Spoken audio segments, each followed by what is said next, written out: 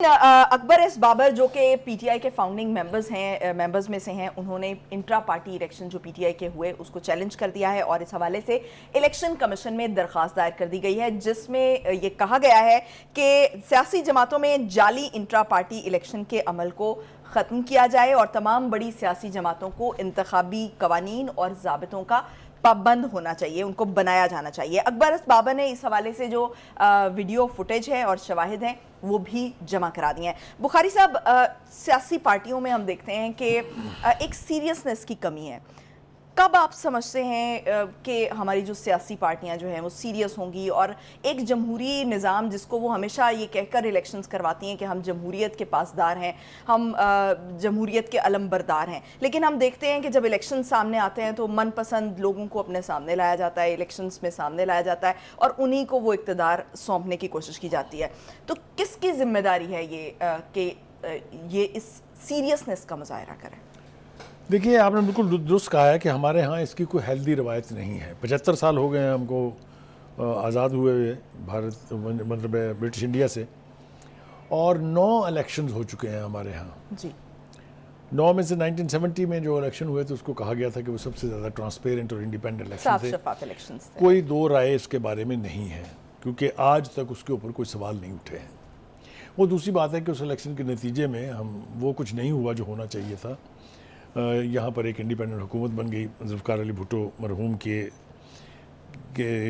वज़ीर आज़म होने के तहत, जिसके बाद एक परसेप्शन भी बन गई कि अगर साफ शफाफ इलेक्शंस होंगे तो कॉन्सिक्वेंसेस जो हैं वो ख़राब भी हो सकते हैं। बहरहाल वो अल्लाह ना करे कि उस तरह के कॉन्सिक्वेंसेस दोबारा कभी पाकिस्तान में हों, लेकिन हमारे यहाँ हेल्दी इलेक्शन एक्टिविटी की रवायत या रवाज अभी तक नहीं पड़ा है।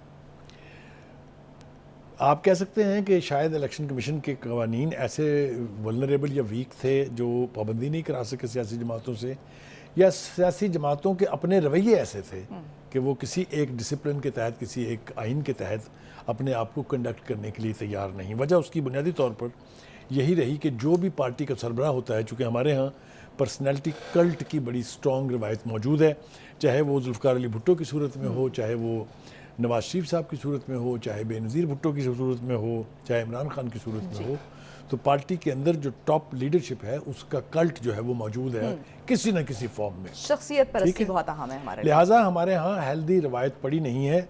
आज चूँकि हम बात कर रहे हैं ख़ासतौर से पीटीआई के हवाले से, तो हमारा फोकस तो इस पर ही रहेगा, लेकिन चलते चलते बसबील तज़किरा ये अर्ज़ कर दें कि किसी भी पार्टी में हेल्दी इंट्रा पार्टी इलेक्शन कराने की रवायत नहीं है। ड्रामा सभी करते हैं, लेकिन होता वही है जो बॉस चाहता है, मंजूर बॉस होता है। करेक्ट।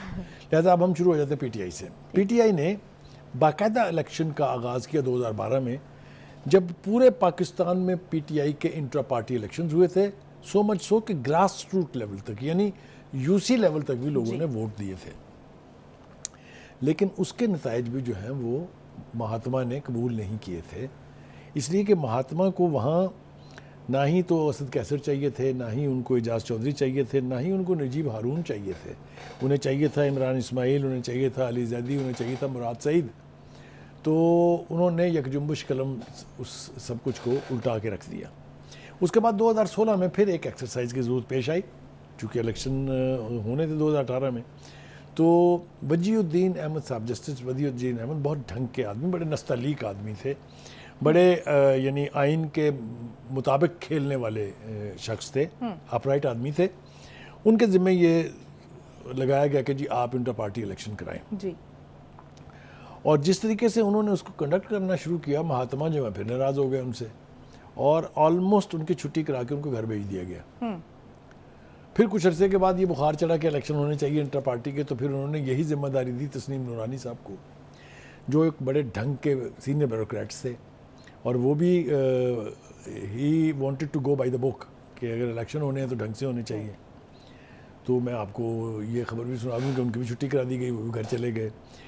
तो मैं एक तरह से तो ये समझता हूँ कि दो बहुत नस्तलीक लोग जो पीटीआई का हिस्सा थे, उनको बहुत अनसेरिमोनियसली घर भेज दिया गया, जो जस्टिस वजीउद्दीन अहमद और तस्नीम नूरानी थे।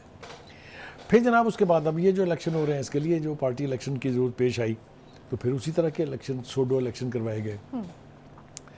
तो जिसे कि इलेक्शन कमीशन ने मुस्तरद कर दिया कि जनाब ये तो आपने ठीक नहीं कराए हैं, दोबारा 20 दिन के अंदर कराएं, वरना फिर आपको ना निशान मिलेगा जी। और बाकी के भी इसके कॉन्सिक्वेंसेज होंगे। तो फिर एक इलेक्शन की एक्सरसाइज कराई गई, आपके सामने है। अब चूंकि खुद वो लड़ नहीं सकते थे, इसलिए वो अली गौहर साहब जो हैं वो पार्टी के चेयरमैन का इलेक्शन लड़े। लेकिन जिस तरीके से ये इलेक्शन भी कराए गए, ये भी लगता है, अभी तो खैर अकबर एस बाबर ने पूरी की पूरी बिसात ही उलट दी है ना, क्योंकि वो कहते हैं मैं भी फाउंडिंग मेंबर हूँ, मेरे साथ एक और साहब हैं वो भी फाउंडिंग मेंबर हैं, न्याजी हैं वो भी। तो हम तो गए थे इनके हेड ऑफिस में, हमें ना इन्होंने कोई इतला फराहम की है, ना हमें कोई मटेरियल दिया है इन्होंने, लिहाजा उन्होंने चैलेंज कर दिया है इस इलेक्शन को इलेक्शन कमीशन में, और ये मुकम्मल तौर पर इसका यानी जवाज़ मौजूद है कि ये इलेक्शन भी नल एंड वाइड करार दे दिए जाएंगे। और अगर ऐसा हुआ तो फिर पहले इब्तदाई तौर पर तो इनको बल्ले का निशान नहीं मिलेगा एज ए पार्टी सिंबल, ठीक है जी। उसके मज़ीद क्या कॉन्सिक्वेंसेज होंगे वो तो कहते हैं ना, will cross the bridges when they will come, अभी बात करने का फ़ायदा नहीं है कोई। लेकिन ये बात बिल्कुल तय है कि खान साहब के होते हुए उनकी मर्ज़ी के लोगों के सिवा कोई आगे नहीं आ सकता, और ये एक ढंग के election, party election, inter party election करवाने की सूरत में मुमकिन नहीं है। अच्छा बुखारी साहब, जो founding member Akbar S Babar तो हैं, लेकिन एक और फाउंडिंग मेंबर हामिद खान भी रहे हैं, लेकिन और उनके हमने देखा कि खान साहब के इक़्तिदार वाला जो दौर था उसमें उनके भी इख्तलाफात थे खान साहब के साथ, पीटीआई के साथ, लेकिन अब हम देख रहे हैं कि वो इस मामले में जो है वो डिफेंड कर रहे हैं पार्टी को। देखिए जब से, क्योंकि वो कह रहे हैं कि जितनी भी पार्टीज़ हैं उनमें ऐसे ही इलेक्शंस होते हैं, अभी दीगर जो दो पार्टीज़ हैं उनमें भी बिला मुकाबला मुंतखब हुए हैं। देखिए मैं अर्ज़ करूँ आपसे कि हामिद खान साहब बहुत काबिल एहतराम है हमारे लिए, बहुत सीनियर वकील हैं वो जिन जिन बातों पर उनका इख्तलाफ था महात्मा साहब से, वो सब इख्तलाफात अब भूल गए हैं, और वो हर वो चीज़ जो महात्मा को पसंद है वही अब वो भी फरमाते हैं। तो ये काया पलट हुई है उनकी भी। लिहाजा आपने देखा कि ये इलेक्शन जिसको इलेक्शन कमीशन मुस्तरद कर चुका है उसके बारे में कितना वो डिफेंड कर रहे हैं। ऐसा क्या हुआ? क्योंकि बाय द बुक चलने वाले इंसान हैं। देखिए वो कहते हैं ना कि किसी भी उम्र में आदमी जो है वो चोर से कुतुब भी बन सकता है, कुतुब से चोर भी बन सकता है। तो ये हालात के तकाजे होते हैं जिसके मुताबिक कुछ लोग अपने आप को ढाल लेते हैं, लेकिन हमसे ये तवक्को ना की जा सकती है, ना करनी चाहिए। मैं समझता हूँ वो बहुत ही ढंग के आदमी हैं, और यकीनी तौर पे वो ऐसा कुछ नहीं करेंगे जिससे उनकी ज़ात का भरम टूट जाए, तो ये नहीं करना चाहिए। अब आप उस तरफ आने के लिए तैयार नहीं है, इलेक्शन से निकल नहीं रही हैं बुखारी साहब, लेकिन आप ये देखें ना कि मुझे ये समझ नहीं आती कि जो दीगर पार्टीज़ भी हैं उनमें ये डिक्टेटरशिप क्यों है, डिक्टेटरशिप की रिवायत क्यों है? मैंने बड़े क्या हम तफसील तो बड़ा सुनते हैं अब कि भाई अवाम में बड़ा शऊर आ गया है, तो अवाम इस पर आवाज़ क्यों नहीं उठाते कि कोई भी पार्टी है, चाहे वो पीटीआई है, चाहे वो नून लीग है, चाहे वो कोई भी पार्टी है, पीपल्स पार्टी है, इनमें कहीं पर भी जो एक डिक्टेटरशिप वाला रिवाज तो मौजूद है, लेकिन वो जमहूरियत नज़र नहीं आती हमें। उस तरह आप से मुझसे ये बात दोबारा कहलवाना चाह रही हैं, क्योंकि मैंने तो नाम ले लेके कहा था, मैं चाह रही हूँ कि आप इलेबोरेट कर दें। किसी भी पार्टी के अंदर हेल्दी इंट्रा पार्टी इलेक्शन कराने की रवायत नहीं है। हर जगह यही होता है, लेकिन काबू आ गई है पीटीआई। हम तवक्को करते हैं कि खुदा के वास्ते जिस तरीके से हमारे पड़ोसी मुल्क के अंदर इलेक्शन कमीशन बहुत स्ट्रॉन्ग इंस्टीट्यूशन का नाम है, उसकी मर्ज़ी के सिवा कुछ हो नहीं सकता। मैं एक मिसाल देता चलूँ आपको कि इंदिरा गांधी साहब के बेटे जो थे, जो इलेक्शन लड़ना चाहते थे प्राइम मिनिस्टर का, राजीव गांधी जी, अपने कागजात नामजदगी दाखिल कराने के लिए उन्होंने अपने वकला को और अपनी पार्टी के सीनियर लोगों को भेजा। तो शंकर थे वहाँ के चीफ इलेक्शन कमिश्नर, उन्होंने कहा no, he has to come himself. So उसने सिटिंग प्राइम मिनिस्टर को बुला लिया था अपने दफ्तर में।